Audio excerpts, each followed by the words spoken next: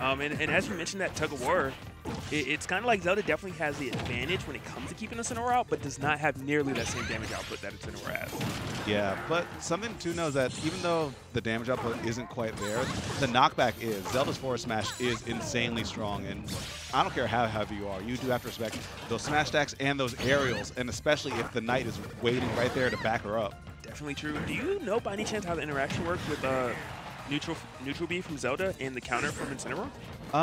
It should probably just grab one tick of it. Ooh. Yeah, it should just grab one tick, but like the revenge won't be too strong from it. Just because she has invincibility on it, I wasn't quite sure. Yeah. Right back from deep? Okay. I need to find someone who grabs my back like that knight does. Yeah, he was reaching as well. He got there. I don't know how he did it, but... Gotta limber up those shoulders. And did he parry and then counter it? Did you... I heard a parry sound. Yeah, he parried it. I don't know about the counter, but, you know, I mean, it definitely got him out of dodge and prevented him from taking too much damage. Yeah, a little unorthodox, but with that said, GG definitely having the advantage right now, but did give up stage control. What can MasterKade make? Not able to really get much going. Yeah, only really gets a lariat, and as a Incineroar, you want to get more out of each interaction because when you're liable to get juggled like that, I mean, you're only playing on your opponent's side if you get out of one interaction for free, you know?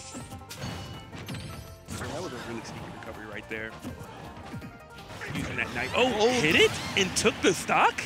He had to be holding away a little bit there. I mean, the knockback on that move is insanely strong, but the fact of the matter is you were so early and can...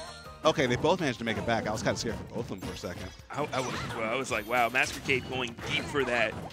It would have been a really, really interesting way to actually take that stock. Not able to do it and now has to try to fight yet again. And GG has all the setups there.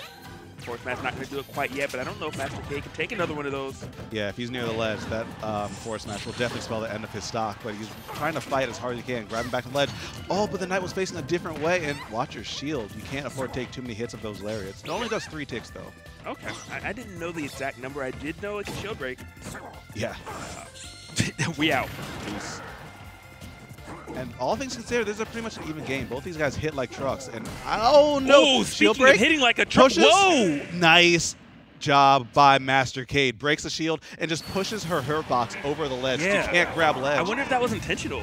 It looked like it was, but even if it wasn't, like the shield break setup was so good that it was dead either way. Yeah, I was actually slightly concerned that he was gonna like push Zelda was gonna hit the ground, and then MasterKade was actually gonna push Zelda off, which would wake you up. Yeah. But MasterKade said no.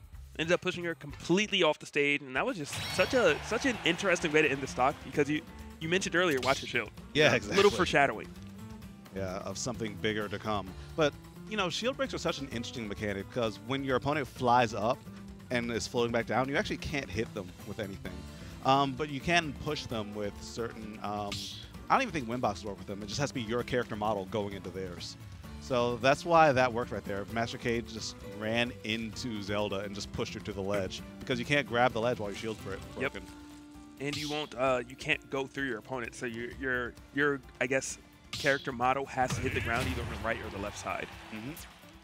So interesting. This game has a lot of like fine-tuned mechanics, and I love every bit of it. But GG is probably shaking his head a little bit at that one because that's one of those ones like, dang, I really got hit by that? I really died?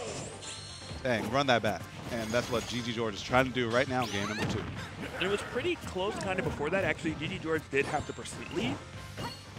But with that said, MasterKade was playing from behind the entire time. So the fact that it was that close can be a little worrisome. Yeah, it really can be. Oh, and something to note there, the counter charge was actually taken by the, what's it called, the knight when he lariated and hit it. Or hit it. Really? Yeah. Interesting. So yeah. I guess it's like the first time it hits anything. I'm learning a lot about both these characters. It's rare to see them, you know, in more tournament settings, but in this far in the bracket, and in the hands of these players, I can see why people consider them a pretty big threat. Mm-hmm. That can be enough. Almost very, very close. Now you have to get back on the stage. Oh, had the read, but the execution wasn't quite there. Very fortunate for MasterKade. Yeah, living on borrowed time for sure. And against Incineroar, I mean, how much longer can you really live? This character hits like a truck. You just can't get hit by anything. And you have to go for something risky to take out stocks. This, I don't know if he'll do it from that far. Yeah. Yeah, no rage or anything right there. The coast to coast not going to work. I wonder if maybe he should have tried to kill off the top. Oh, yeah. I mean, that one has like really high base knockback, but not a lot of growth, so. 143 maybe? Yeah, but maybe. I guess that's a question for next time. That LB was so raw and it worked. Something that Incineroar is slowly starting to do more, and I love it, because it has a good chunk of armor through it, and the hitbox is huge, so. Yeah, exactly.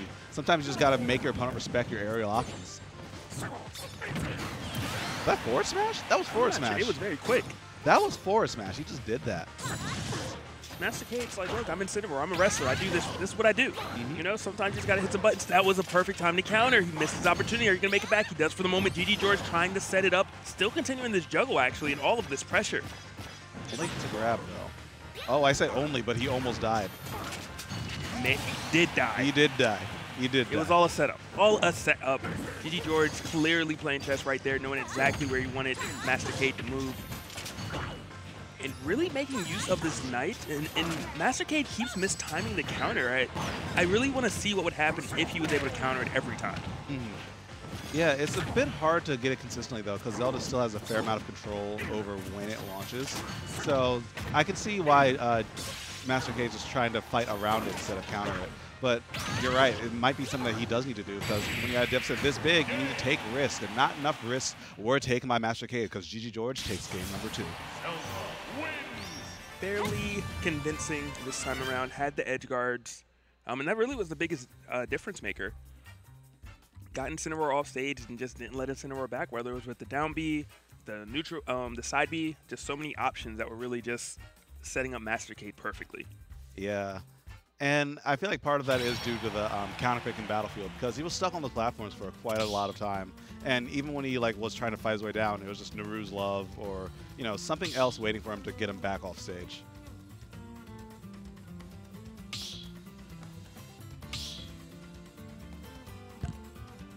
So it is now, MasterKade's counterpick. So maybe the platforms played a role. Maybe he's going to choose something flat. Town and City, Final Destination, definitely great options.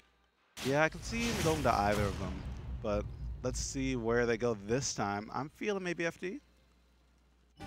Oh, Pokemon Stadium going back home. Game number 3. I forget about hometown advantage. Yeah, it's real. If you're a real fan of your main's game and you start to hear that music, gets your blood flowing, it helps. It helps. Anything for the psychological edge. I'll never have that luxury. Oh yeah. I mean, unless you like environmental noises. Olimar stage, it's never legal. I mean, you can go Omega. I'm not about that life, to be honest with you. All right, fair. A little bit of back and forth right now. Only 2% separate both these players. Ooh, this could be huge. Almost doing it, not quite, but 1 or 2 more of those, and GG George might be done.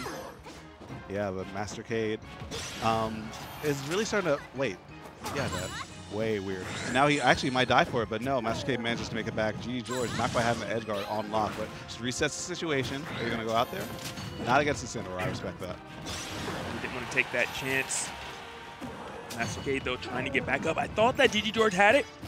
Was a little late on the punish for the lariats. Just went for a grab and then got a second one after. Great match out for MasterKade, but you end up getting grabbed a second time. Yeah, and if you get grabbed one more time, you're definitely dead. Oh, and that time, committed to the Phantom a bit too early, because I feel like George might be looking for a grab now. Yep, peace. Easy peasy, lemon squeezy. GG George moving up a stock right now, but definitely in kill range there, because at 95, almost anything that MasterKade throws out would take the stock right now, except maybe like a Nair. Yeah, and even if he gets a revenge, the Nair could do it too. It's a really scary situation, and GG George is doing a good job just avoiding pretty much all the big kill pressure at the moment. Back throw might actually do it. It was close. It was close. You can't take another. Also. Yeah. Oh, good setup right there, and that time did it. And really smart adjustment by MasterKade, because in that scenario last time, he actually did the other version of that. The clothesline. Exactly, and did the coast to coast, which wasn't enough. Oh, you went deep. You might not make it back. Oh, apparently you not did. You got 3%. No, not like that. And you can see him just get nicked out of his second jump and not react in time. That's such a hard situation to be in, because you had the biggest lead possible. But now, that's all gone by the wayside. You're fighting from behind, and MasterKade really needs to dig deep, and he's doing just that, bringing it to an even game. Yeah, it should have helped GG George's confidence at least. Of, hey, I did self-destruct essentially at 3%, but it's still even. So definitely doing his thing. Should keep his composure. I cannot believe that. Grabbed, and oh my gosh, is that damage? Ouch. Now you're scared. Now you're scared. Yeah. You look at your percentage like, wait, I just took how much off what? From one revenge, what? Now I feel like MasterKade's looking for this F smash. Up smash. Okay, Raw in the up air, going to do it, at MasterKade winning from behind. Yeah. Very unorthodox. Unorthodox, surprising, but you know what? I'm with it. The way that he full committed on that up air